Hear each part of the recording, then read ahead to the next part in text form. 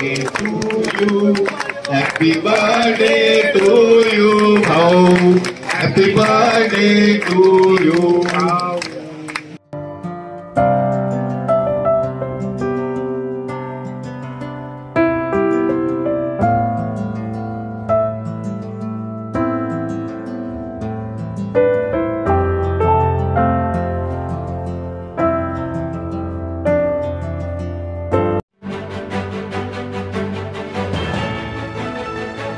ज्या कार्यकर्त्यांनी ही सगळी मेहनत घेतली त्या सर्व कार्यकर्त्यांचं एकदा टाळ्या वाजवून आपण स्वागत करा। ज्या कामातूनच आपण मोठं झालो ही आरोग्य सेवा आपण गेल्या 25 वर्षापासून सातत्यानं ही अवरात्र सुरू ठेवलेली आहे। जसा मंदिरातला दिवा विझला नाही पाहिजे तसं प्रहारची आरोग्य सेवा कधी थांबली नाही पाहिजे, व्यवस्था आपण नेहमी आपण कायम ठेवू। मला आनंद आहे की सगळे पदाधिकारी म्हणजे पंठी असेल, विलासभाऊ असेल, सातपुते नरेंद्र आमचे भुसकटे असेल, राजाभाऊ डू तिथे तुळजाजी असेल, नागपूर असेल, मनस नंदवंशी आहे, खुर्चीवर जागा भेटली नाही म्हणून स्वतः खाली बसले तर त्यांचा एकदा टाळ्या वाजवलं पाहिजे। कारण मान सन्मान हा काही कोणी दिल्यानं भेटत नाही, तो मिळवून घ्यावं लागतं आणि त्याच्यासाठी प्रचंड कष्ट करावं लागतं आणि भेटल्यानंतर सुद्धा आपण तो स्वीकारत नाही, हे फार महत्वाचं आहे। खुर्चीवर बसलो म्हणजे आम्ही मोठं झालो असं नाही होत। बरेच लोक खाली बसून या देशाला कलटणी देण्याचं काम करते आणि ज्याच्या मनगडात जोर असतं, डोक्यात चांगले विचार असतं, तो ह्या गोष्टी नेहमी आपण पाहतोय का प्रचंड जागती करत असतात। कार्यक्रमाला व्हिडिओ आमचे ठाणेदार नवीन ते पण इथे जॉईन झाले, तिकडे अचलपूरचे ठाणेदार पण आहे, आमचे नेत्र विभागाचे सगळे टीम इथं आहे, आनंद काळे आहे। तर मला अतिशय आनंद वाटला। काल आम्ही सभागृह चालू असल्यामुळे येऊ शकलो नाही, कारण सभागृह साठीच तुम्ही आम्हाला तिकडे पाठवत असतात। बरेचदा असे लोक म्हणायचे, मला सुद्धा प्रश्न पडायचा का मी एकटा अपक्ष लोकांना मला निवडून दिलं तर मी काय करण भाऊ, कारण लोक मोठे भ्रम करत जाय, माझ्या डोक्यात टाकून देत जा आणि एकट्याचं काय जमते बे बाबा तिथं, आणि एकटा काही काम करू शकत नाही असं एक प्रचलित म्हण होती। 10-15 लोग रहे साथ में तो उसको टक्कर दे सकते हैं। कारण मी एक अधिवेशन मला वायाच गेलं तसं आणि मग विचार केला झाला अकेला लढकर तो देखेंगे आणि सातत्यानं लढत तुम्हाला खास करून सांगतोय का या 10 वर्षामध्ये सगळ्यात जास्त प्रश्न उपस्थित करणारा बच्चू कडू, सगळ्यात जास्त। एक दिवस नाही जिथं बच्चू कडूंना सरकारला घेतलं नसतं, जिथं जिथं चुकलं तिथे तर ठोकण्याचं काम आपण केलं। मग एसटी ड्रायव्हर असेल, होमगार्ड असेल, आमचे सगळे गरीब कर्मचारी असणार, त्या मायमावल्या अंगणवाडी सेविका असणार, शेतकरी असेल, मजूर असेल, ज्याचा आवाज कोणी झालंच नाही, कोणी त्या विषयावर कधी बोललंच नाही, त्या विषयावर हात घालण्याचं काम आपण अतिशय ताकदीनं केलं। कधी परवा केल्याने समोर कोण बसलेला आहे का? आम्ही नेहमी बोललोच नाही, तर जिथं जिथं आम्ही पाहतोय चुकीचं वागतं सरकार, तिथं लाज सुद्धा सरकारची काढल्याशिवाय बच्चू कडू राहणार। या सामान्य माणसाचा अधिकार जातीपाती धर्माच्या पलीकडे जाऊन आम्ही मांडला पाहिजे। धर्माचे अजेंडे घेऊन, धर्माच्या जातीचे नाव सांगून राजकारण करणारे भाऊ असतात, पण आम्ही या देशामध्ये सांगितलं का इथं जातीभेद नाही, धर्मभेद नाही, इथं आर्थिक भेद आहे। इथं श्रीमंताच्या पुराले वेगळा उपचार आहे, इथं श्रीमंताच्या पुराले वेगळं शिक्षण आहे आणि गरिबाच्या पुराले मात्र वेगळं शिक्षण आहे। तो कोणत्याही जातीचा धर्माचा असू दे, आज आमच्या काम करणाऱ्या कष्ट करणाऱ्या माणसाला मुंबईतल्या धीरुभाई अंबानीच्या पुरासोबत आम्हाला स्पर्धा करावं लागतं। तिथं बसणारा सचिव ज्याला 5 लाख रुपये महिना आहे, त्याच्यासोबत आम्हाला स्पर्धा करावं लागतं. ज्याला कटला व्हावं लागत असेल, ज्याला मजुरी करावं लागतं, तर यापुढे स्पर्धा कशी करता येईल? हे जे काही बोलण्याची आम्ही जी काही पद्धत आहे सरकारसमोर मांडण्याची, ते हिंदुस्थानामध्ये कुठल्याही आमदारामध्ये नाही आहे. ती धम्मक आम्ही इथं आमचा शेतकरी असेल, मजूर असेल, दूध उत्पादक असेल, केळी विकणारा असेल, फुटपाथवर धंदा करणारा आमचा माणूस असेल, मजुरीने जगणारा जो माणूस असेल, त्याचा विषय आम्ही ताकदीनं मांडत असतो. पण या विषयाला कलाटणी देण्याचं काम अनेक पक्ष करत असतात. त्याला जाती धर्माच्या नावावर नेण्याचं काम करतंय. पण आम्ही या सगळ्या गोष्टीला तोड देऊन आमची गरज काय? मी आता गेलोय जीवनपुऱ्यामध्ये, तिथे रायकवारजी गुरुजी होते, ते जगदंबामध्ये प्राध्यापक होते, आणि त्यांच्या मनात विचार आला का मी इतकं मोठं इन्कम टॅक्स आणि लोकांच्या वर्गणीतून आतापर्यंत मला 1 लाख रुपये पगार भेटला. मी तो 1 लाख रुपये पगार माझं आयुष्य भलं केलं, पण आता रिटायर नंतर काय करू? बरेच जण आयुष्य मजा करतात, पण रायकवारनं डोक्यात अक्कल आणली, एक थोडी सेवाभाव आणला, आणि या रिटायरमेंट नंतर माझ्याजवळ जेवढे पैसे आहेत त्याचे किमान जेवढं पेन्शन भेटतं 30-35 हजार रुपये, त्याचा अर्धा पगार मी शिक्षणासाठी घालवणार, आणि पगार डोनेशन न घेता इंग्रजी स्कूल त्यांनी जीवनपुऱ्यात सुरू केली. मित्र, जे गरज आहे ते करता आलं पाहिजे. ज्याची गरज आहे समाजाला ते करणं फार गरजेचं असतं. आणि मग त्याच्यासाठी आपली गेल्या 25 वर्षाची ही लढाई जाती धर्माच्या पलीकडे जाऊन मी माणूस आहो, मला सुद्धा काही वेदना आहे माझ्या, हे समजून आपण समोर गेलो. याचा अर्थ कोणी आपापला धर्म सोडा असं आम्ही म्हणत नाही. त्यानं त्याचा धर्माविषय मजबूतीनं, हिंदू असेल तर मंदिरात, मुसलमान असेल तर मस्जिदीमध्ये, बौद्ध असेल तर बौद्ध विराट, पण मी रस्त्यावर आलो तर एकच आमच्या डोक्यात असलं पाहिजे, ते म्हणजे तिरंगा असला पाहिजे. राष्ट्रप्रथम ही भावना आमच्या डोक्यात असली पाहिजे. आज इथं सगळ्याकडे जर पाहिलं तर आनंद या गोष्टीचा आहे का एका जातीचे, एका धर्माचे लोक इथं नाहीये. हिंदू मधले सध्या 18 पगड जातीचे लोक इथं आहेत. मुस्लिम आहे, हिंदू आहे, बौद्ध आहे, सगळे बांधव इथं आहे. याचा खरा आनंद आहे का आम्ही 25 वर्षात ही दरी निर्माण केलेली. तू कुठल्या जातीचा आहे हे विषय महत्वाचा नाही, तुझं दुःख काय हा विषय महत्वाचा आहे, आणि त्याच्यासाठी आम्ही उभा आहोत. आम्ही दुःखासोबत जोडतोय. जिथं जिथं वेदना असेल तिथे इथं जोडण्याचं काम आपण करतोय. मग कुणाचं ऑपरेशन असेल, आज पूर्ण अमरावती अचलपूर जिल्हा मतदारसंघामध्ये प्रत्येक गावात आपण काम घेतो,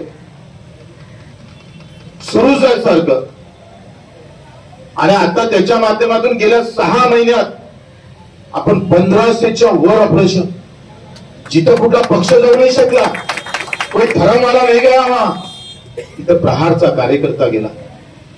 मग त्याला लागणारं रक्त असेल, त्याला लागणारी आर्थिक मदत असेल, हे आम्ही कधी कमी नाही पडू दिली. आज सगळ्यात जास्त रक्तदान करणारा पक्ष म्हणजे प्रहार आहे, लक्षात ठेवा. आम्ही लहान आहोत, पण सेवेच्या याच्यात मात्र आमचा हात कोणी धरू शकत नाही. मतदानाचा निवडणुकीचे दिवस निघून गेले आणि महाराष्ट्रात रक्ताची चणचण सुरू झाली. एकाही पक्षानं समोर पावलं टाकलं नाही, उपक्रम ठेवला नाही, पण प्रहारनं पुऱ्या महाराष्ट्रात उपक्रम ठेवला. जिल्ह्यात प्रहारच्या कार्यकर्त्यांनी रक्तदान शिबिर घेतले. आज 10,000 बॉटल आपण पुऱ्या महाराष्ट्रात जमा केली. मतदानासाठी घरी जाणारे लोक रक्तदानासाठी रक्तदान करणं विसरून गेले. मला खासदार निवडून आला, मला माणूस निवडून आला, याच्यातच खुश राहिले. पण प्रहार हारल्यानंतर सुद्धा मतदान विसरून आम्ही पाहतोय रक्तदानाची मोहीम सुरू केली. देशामध्ये या विचाराची गरज आहे. मला माहित आहे का, या विचारानं तुम्ही पेटणार नाही, तुमचे मस्तक भडकणार नाही, तुम्ही पेटून उठणार नाही.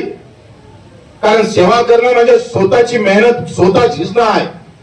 आणि धर्मावर म्हटलं, भडकवायला म्हटलं तर भडकवायला वेळ लागत नाही, काही वेळ लागत नाही. फक्त बोलावं लागतं, फक्त सांगावं लागतं का इथं असं झालं, तिथं असं झालं, तिथं एवढे वांदे झाले, इथं मुसलमानाचा मोठा प्रॉब्लेम झाला, तिथं हिंदूचा असं झालं, एवढं म्हटलं का भडकतात लोक. पण सेवेच्या नावानं भडकवासाठी काम करावं लागतं. मेहनत करावं लागतं. रक्त काळाने लागत, रक्त देणारी औलाद निर्माण करावं लागतं. रक्त काढायला जातं काय, चंद मिनट में खून निकल जाता है, लेकिन दान करने में अपनी अपनी सोच बदलना पड़ता है. जब तो अपनी सोच नहीं बदलेंगे तब रक्तदान नहीं हो सकता. ते रक्त कोणाला जाते, माझ्या मायले जाते का बापाले जाते का विरोधकाला जाते माहित नाही, तरी आपण रक्तदान करत राहतो. ही भावना खऱ्या अर्थानं सेवेची आहे. श्रीकृष्णानं तेच सांगितलं. श्रीकृष्णानं सांगितलं का धर्म भाव से बड़ा होता है सेवा भाव, और जिस दिन धर्म से सेवा भाव चला जाता है वो धर्म दिख नहीं सकता. जिस दिन माँ और बेटे का रिश्ते में सेवा नहीं रहती वो रिश्ता टिक नहीं सकता. कार्यकर्ता और नेताओं के बीच में अगर सेवा नहीं होती है तो वो रिश्ता भी टिक नहीं सकता. मतदार और आमदार खासदार के बीच में सेवा में जब स्वार्थ आ जाता है वो भी रिश्ता टिक नहीं सकता. आणि म्हणून आम्ही पाहतोय रुग्ण सेवेमध्ये आम्ही कधी त्याची जात धर्म पंथ किंवा त्याचं मत कधीच विचारत नाही. इथून जाऊन उद्या आमच्या विरोधात जरी मत मारलं आणि पुन्हा जरी बिमार पडला तरी खांद्यावर उचलून नेण्याची ताकद आमच्यात ठेवतोय. कारण विचार सेवेचा आहे, विचार सेवेचा आहे. आणि तोच विचार घेऊन आम्हाला ही ज्योत अतिशय अखंड राष्ट्रप्रेमाची या देशावर जेव्हा जेव्हा आघात येईल, या गावावर जेव्हा जेव्हा आघात येईल तेव्हा आम्ही पाहतोय अतिशय ठोकपणे छाती समोर करून पहिला वार छातीवर झेलण्याचं काम प्रहारच्या कार्यकर्त्यांना करावाच्या भूमिकेतून आम्हाला जावं लागणार आहे. आणि म्हणून आपण आज इथं माझा वाढदिवस चांगला केला. मी सांगितलं का केक कापू नका, फळं कापा. कारण केक कापल्यानं काही लोकांचं भलं होतंय, फळं कापलं तर हजारो किसानों का भला हो सकता है. आणि म्हणून आम्ही केक कापण्याऐवजी फळं कापाचा कार्यक्रम ठेवला. आणि मग पोपई कापली तर ते खायचे सगळं काम येते. ते केक मध्ये काय टाकते, काय होतं, काही पता चालत. हे ओरिजिनल माल, हा ओरिजिनल आहे, इसलिए फळ. केक म्हणजे सगळा डुप्लिकेट माल आहे. आणि मग ओरिजिनल माल आम्ही पाहतोय. आता चांदूर बाजारानं पण काय म्हणते 53 टरबुजा कापणार आहोत. सगळे टरबुजा कापतोय तिकडे आम्ही. आणि मग हे सगळं फळं कापण्याचं काम, फळातून अधिक पुन्हा लोकांचं आरोग्य पण चांगलं राहील आणि माझा शेतकरी पण सुखी राहील. म्हणून प्रत्येक भूमिकेमध्ये त्याच्या मागे एक विचार लपला आहे. आज डोळ्यांनी दिसत नाही त्यांना नंबर देऊ, आणि नंबर नाही दिसत नसेल तर शस्त्रक्रिया करू. त्या सगळ्या भूमिका आमच्याकडे कायमच्या आम्ही करत आलो. मला आठवते संजीव वगैरे आपण सगळेजण तेव्हा होतोय तर आपण मंगल कार्यालयात मोतीबिंदूच्या कॅम्प घेतले. देशामध्ये सगळ्यात जास्त शस्त्रक्रिया करणारा आणि सगळ्यात टॉपची शस्त्रक्रिया करणारा हा मतदारसंघात मी आमदार व्हायच्या अगोदर पहिला नंबर होता. तेव्हापासून 8 दिवस त्याच्या आंघोळ करायच्या, त्यांना जीव घालायचं, दाढी करायची, कटिंग करायची, त्याला नवीन ड्रेस द्यायचे. कारण तेव्हा 8 दिवस थांबा लागत आहे मोतीबिंदूसाठी. आता 5-10 मिनिटात घरी जाते. तेव्हा तो 10-8 दिवस राहावं लागत आहे मोतीबिंदूसाठी. आणि डोळ्यात सुई घालते म्हणून लोक ऑपरेशनच करायला नाही. त्याने काय माहित का शास्त्र एवढं दूर गेलं का डोळ्यात सुई घातल्यावर ते जमते म्हणून. पण तेव्हा हा अज्ञानपणा होता तो आपण घालवला. आणि मला वाटतं आपण 10-10 हजार ऑपरेशन 8-8 दिवस. मला अजूनही आठवते का चांदूर बाजारच्या आनंद मंगल कार्यालयामध्ये आम्ही 8-8 दिवस कार्यकर्ते तिथं थांबायचं, झोपायचं.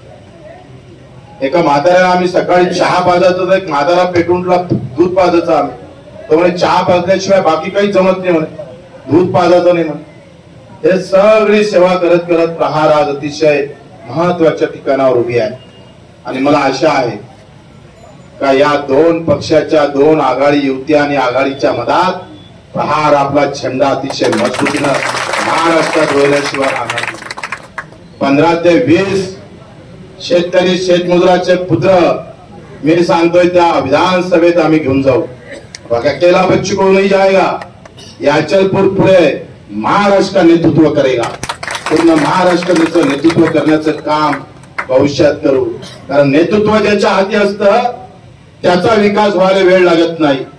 आणि म्हणून अजून राहिलेल्या ज्या काही गोष्टी आहेत, उद्योगाच्या बाबतीत असेल, अधिक बाकीच्या गोष्टी असेल, एज्युकेशनच्या बाबतीत असेल, ते अधिक दमदारपणे आणि मजबूतपणे या अचलपूरचं नाव अधिक मजबूत होण्यासाठी समोरची गोष्ट आम्ही अतिशय ताकदीनं करतोय.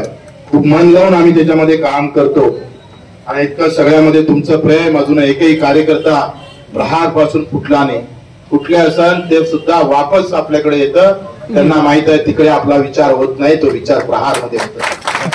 मला अनुभव आहे 20 वर्षामध्ये 25 वर्षामध्ये काही कार्यकर्ते गेले असतात, पण तिकडला असणारी व्यवस्था आणि इथं असणारी व्यवस्था, इथं असणारी आपुलकी, इथं असणारं परिवाराचं नातं इतर पक्षामध्ये ते भेटत नाही. आणि म्हणून इथं आम्ही जे काही एक परिवार म्हणून जगत असतोय. इथं कोण प्रमुख आहे, कोण मोठा आहे हा विषय नाही आहे, कोण अधिक काम करता हा विषय महत्वाचा आहे. आणि म्हणून 25 वर्षामध्ये आपण जे काही 20 वर्षात ही काही ज्योत अचलपूरमध्ये सेवेची तेवट ठेवली, ते जाती धर्माच्या पलीकडे जाऊन एका विकासाची, एका राष्ट्र निर्माण करण्याची ही ज्योत मित्र तुमच्या आमच्या कार्यकर्त्याच्या खऱ्या अर्थानं मेहनतीमुळे आपल्याला अजून मजबूतीनं समोर जायचं आहे. अधिक गरीबाकडे जायचं आहे, अधिक गरीबाची सेवा करायची आहे. अजून जो काय कमी असेल, जो काय अडचणीत असेल, तिथं आमचं लक्ष जात नसेल तर तुमचं लक्ष तिथं घाला. तुम्ही कमी पडत असेल तर आम्हाला नक्की सांगा, पण कोणी दुखी राहता कामा नये हा विचार घेऊन पुन्हा मजबूत व्हा अशा सुद्धा अपेक्षा करतो आणि ते 2 शब्द संपवतो. जय हिंद, जय महाराष्ट्र.